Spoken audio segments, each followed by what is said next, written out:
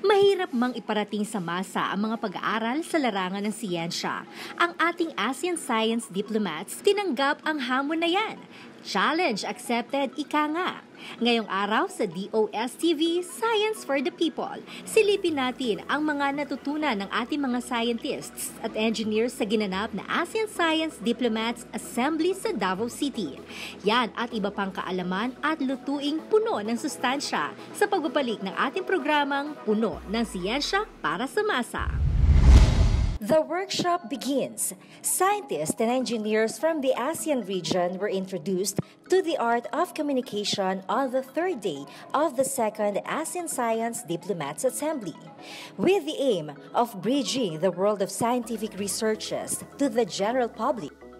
The importance of inclusive efforts and the social aspect of research was the highlight of the two workshops on communicating science to the people. Social psychologist Mr. Ricardo A. Flores facilitated the first workshop, which emphasized the relevance of pakikipagkapwa of researchers to their stakeholders. The rare opportunity of marrying philosophies from the hard and soft sciences gave our science diplomats a chance to learn new techniques in making their researches palatable to the general public. The kapwa is our concept and recognition of our shared identity with others. Operationally, there are two things to understand about kapwa, that it is a basis for social interaction. In other words, when a Filipino see you, he will put you in two categories or two boxes. First is the box what we call ibang tao, and the next the box called hindi ibang tao. Important thing that I learned from this program is actually how we can communicate in the science basis, but in the forms of with the community.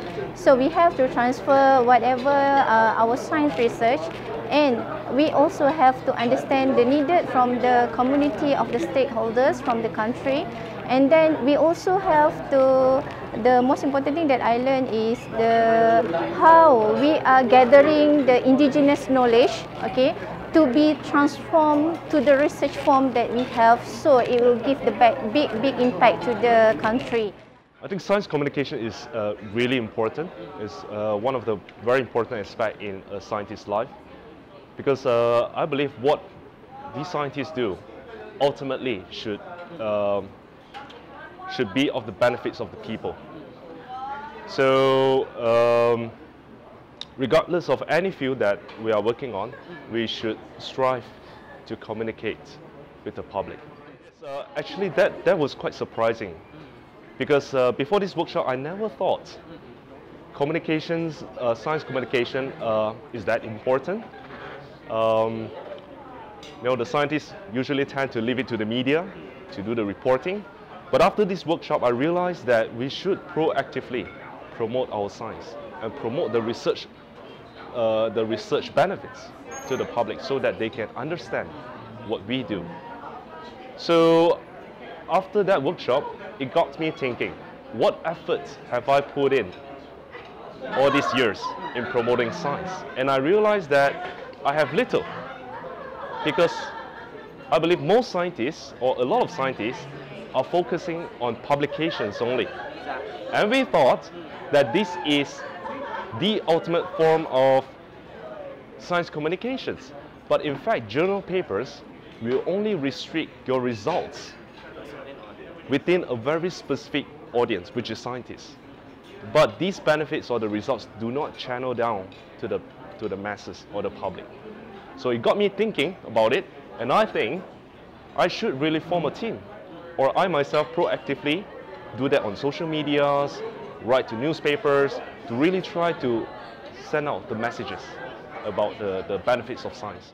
I think first of all, scientists need to have a shift of mindset, because we have been limited our choices of communications to only journal publications and also conference, partly because they are, more useful to our career progressions.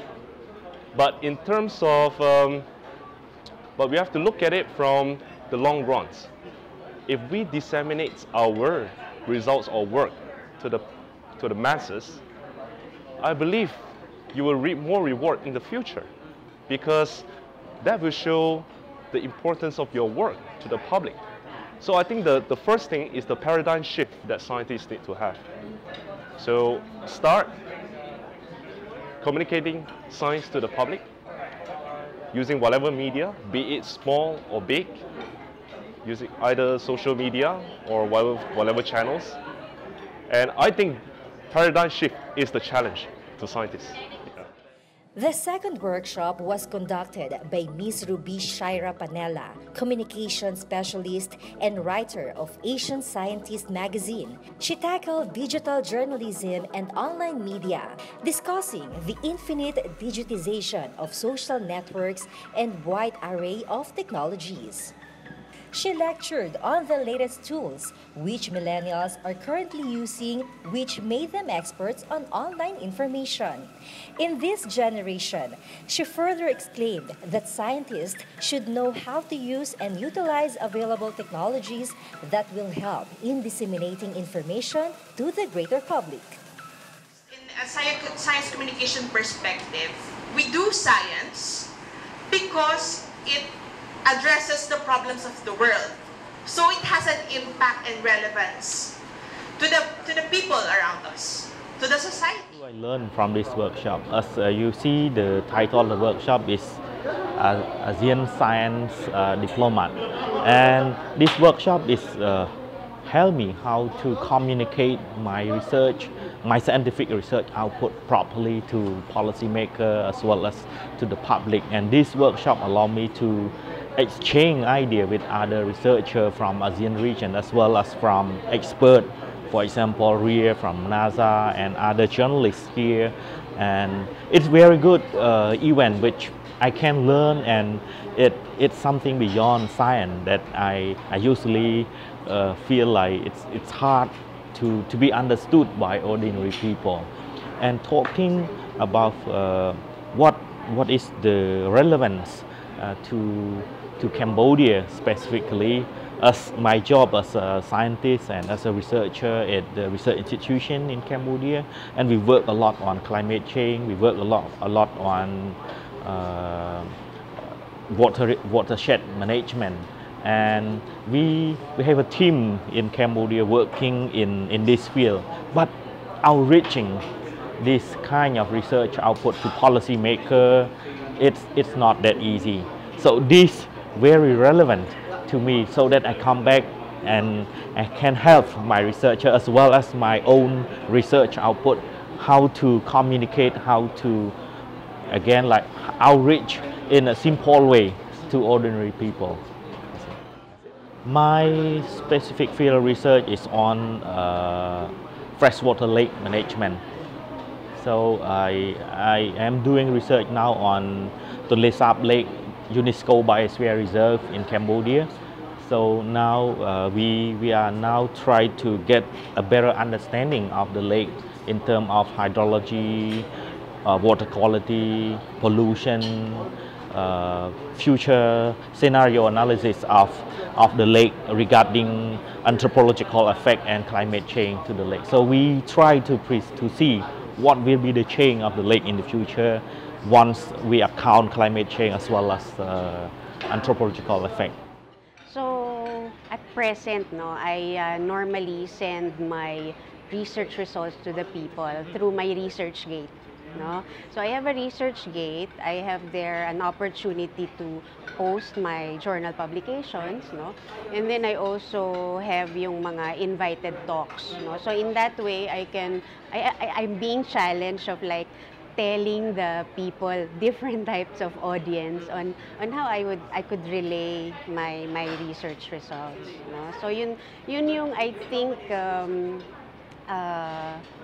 current na para maging techie lang ako na ganyan na for me to be able to convey my scientific activity. The community would mean schools, no? So various students from elementary, high school, college, and then other venues like scientific or professional organizations. So yun pa lang that's the only group that I could, reach as far as my scientific activities are concerned. Actually, very enlightening. No? The talks are very enlightening for me as a scientist because the frame of mind of a scientist is really like talk to fellow scientists, no? So the way to go is like talk technically. That's my training, no? So ResearchGate, emails like that, no? I only use Twitter, Instagram, and Facebook for other things like communicate with my students or reach for my friends, no? And other stuff, or do my hobby as a photography wannabe. But this time I find it so essential, no, that we could really use these various platforms in trying to laymanize, no, in trying to make our science so simple and yet it would reach, no, our target stakeholders fast, no, and as simple as possible. It's really very helpful, no? Very helpful for us. These techniques that the speakers have shared, no? I'm really excited to go back with all these learnings and apply to use these current platforms for communicating my science to the people. Probably that's the mindset of a scientist talaga, no? Like we do our work and then we tell fellow scientists what we have done. But we miss the important point that we're doing science for the people. And I think this platform would allow us to be, thinking wider, no? And not really focusing now more about ourselves, but really the stakeholders in mind. Everyone is still excited and eager to learn more about communicating science to the people in the context of climate change and energy.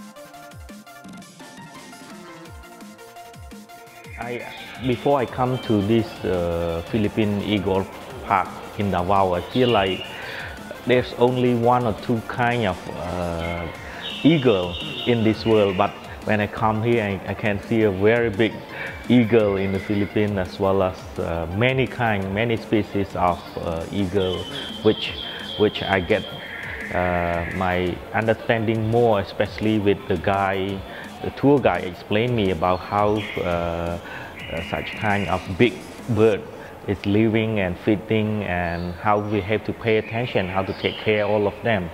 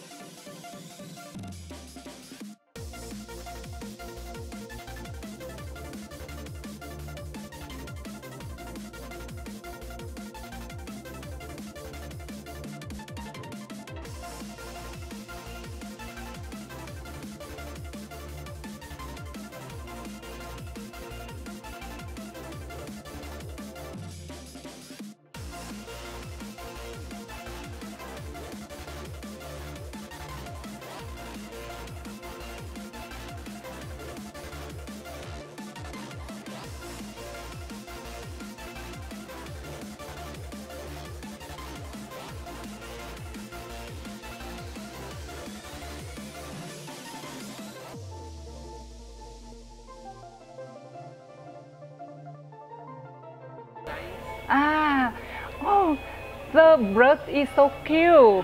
Yeah, they are so friendly, and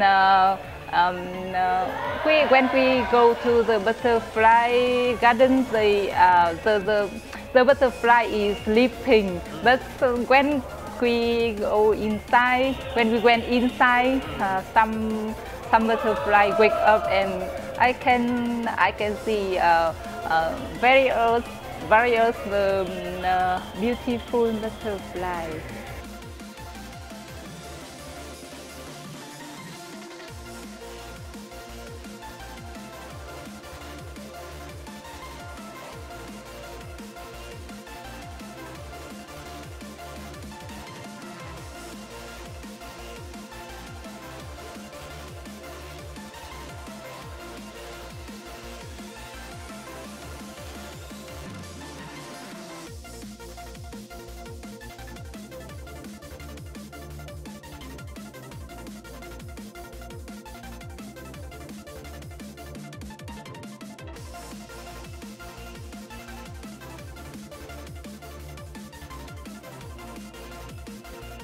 We passed by the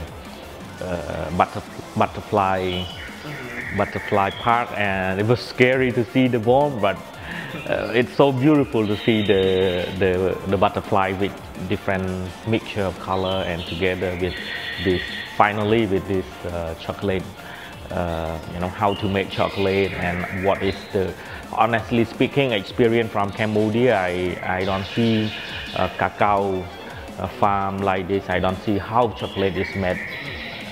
Have you tasted it? I did. How was it? Very good. I just finished one over there. Yes. After that, how about chocolate factory? I love chocolate.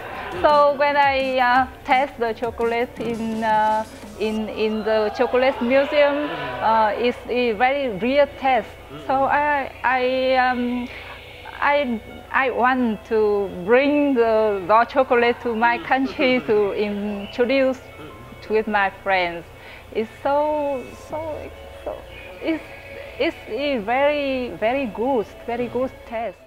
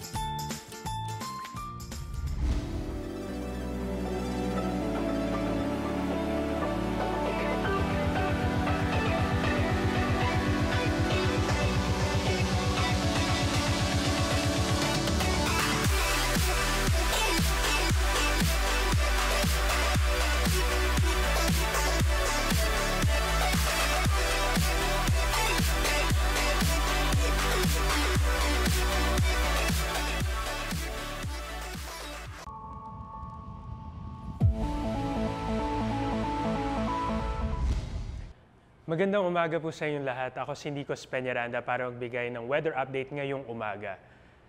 Umiiral pa rin itong hanging easterlies o yung trade winds dito po sa halos buong bansa at makikita natin dito yung kaulapan sa may katimugang bahagi ng Pilipinas dito po sa bottom part nitong satellite image. Ayan po yung mga hanay na mga ulap ng Intertropical Convergence Zone. Unti-unti po itong nakaka-apekto muli dito sa area ng Mindanao. At so sa susunod na mga slide, tingnan natin, dahil nga dyan, itong areas ng Caraga, ang Davao Region at itong Southern Mindanao, inaasahan natin na may madalas na maulap na kalangitan at may mga kalat-kalat na pag-ulan o mga rain showers at mataas na tsansa ng mga thunderstorms ngayong araw. At of course, pagdating din po ng hapon, pwede po magkaroon ng mga thunderstorms sa mga iba pang bahagi ng Mindanao. Ang Visayas at nanatili pong may mga rain showers na mararanasan ngayong araw. Mostly dito po sa eastern section ng Visayas ay ang Samar Leyte area kung saan malakas po ang epekto nitong mga kaulapan na dala ng easterlies o ng trade winds. Thunderstorms pa rin ang inaasahan natin, ngunit pulo-pulo lamang dito sa Kabisayaan at Palawan ngayong araw. Ang temperatura, Cagayan de Oro, 25 to 32, 24 to 32 din Tacloban City, 24 to 32 at 26 to 33 sa Iloilo City. Mas mainit po dito sa may western section dahil mas less po ang mga pag-ulan. Ngayon, dapo naman tayo dito sa Luzon area kung saan ang eastern section ng Luzon pa rin ay meron pong posibilidad nitong mga rain showers buong araw. Mas kokonti po ang mararanasan natin kumpara kahapon dahil mas less po ang moisture ngayon na dala nitong easterly sa Luzon. Dito po sa Metro Manila, inaasahan natin na mas less din po ang chance ng mga rain showers. Mostly doon po sa mga lugar malapit sa kabundukan, dito sa Quezon City, pero mas kakonti po ang ulan ang mararanasan.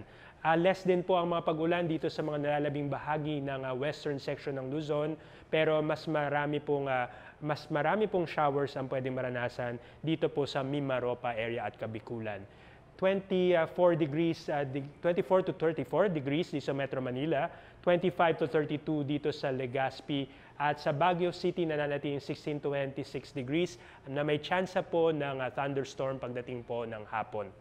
Okay, sa ating lagay po ng karagatan, moderate seas po dito sa eastern seaboard dahil po sa umiiral na hanging amihan, at samantalang slight to moderate po sa mga ibang bahagi po ng karagatan ng Pilipinas. Para po sa ating 3-day weather outlook, mga rain showers pa rin o tsansa ng rain showers, pero mas maliit, umiiral pa rin or mas madadama natin ang maaraw at mainit na panahon. 25 to 34 degrees at pagdating po hanggang Sabado ay may tsansa po. Mas mataas po ang tsansa ng mga rain showers pagdating po ng Friday at Saturday dahil sa ina-expect natin na mas moist pong easterlies pagdating po ng panahon na yan. Dito naman po sa Baguio City, nananatili pong may tsansa tayo tuwing hapon, ganyan po sa buong Cordillera. Meron tayong rain shower o thunderstorms. 17 to 26 po ngayong bukas, and then 16 to 26 po pagdating po ng susunod na 2 araw. And then sa Legazpi City, mataas ang chances ng eastern section po ito. May mga high chance of rain showers po sa buong araw with the chance of may chance lang ng thunderstorm. 26 to 32 po hanggang sa susunod na mga araw. Dito po sa Metro Cebu, of course, Visayas, ay meron po rin mga tsansa nitong rain shower at mahinang thunderstorm po pagdating ng hapon, 26 to 32 degrees. Samantala, Metro Davao, paganda ang panahon pero meron tsansa pa rin ng thunderstorm hanggang pagdating po ng hapon with a top of 33 degrees and minimum of 25 degrees Celsius. Ang sunrise po kanina 5:33 at mamaya po lulubog ang araw 6:13 ng gabi. Yan po ang latest weather update mula sa Weather Forecasting Center ng Pag-asa. Si Nikos Peñaranda nag-ulat. DOSTv would like to thank Filipino Creazione de Mano Incorporated. Visit their showroom at ground floor lobby, PSMBFI Building, 318 Santolan Road, West Crames, San Juan City. SciTev, the world's leading source of reliable and authoritative news, views, and analysis on information about science and technology for global development. Visit their website at www.sidev.net.